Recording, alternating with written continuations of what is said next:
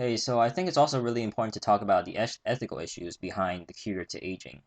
So these are three of the really common issues I hear people talking about whenever I ask them about aging. Like, do you think it's important to cure aging? And they usually say no. Most people can't make the link that most of our diseases are caused by aging, and yet we don't want to solve the actual cause, the main cause of all these diseases.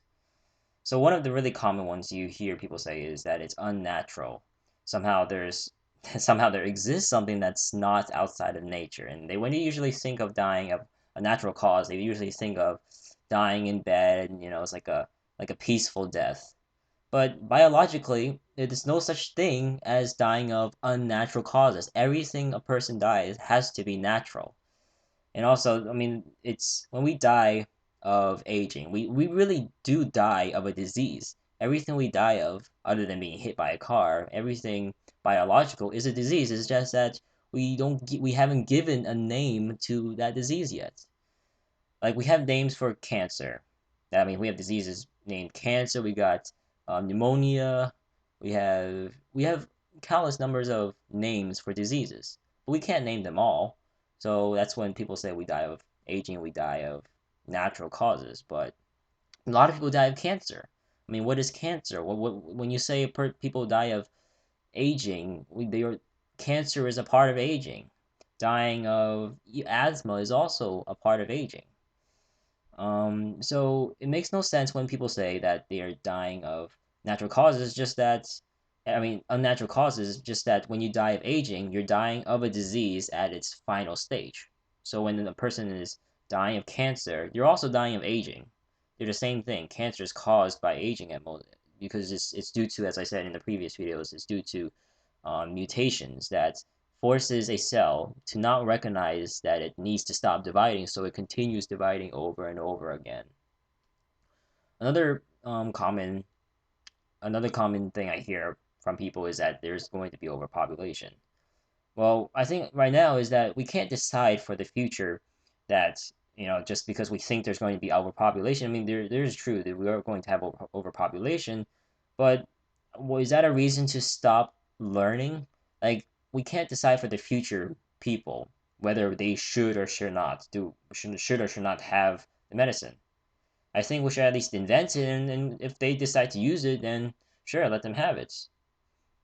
But aren't you guys just at least interested in the cure to aging? It's not like we don't need to use it.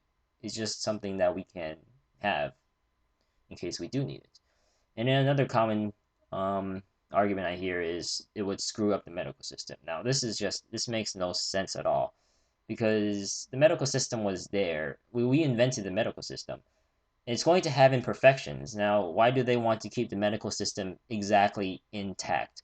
Now, if you're going to cure aging, all for the better.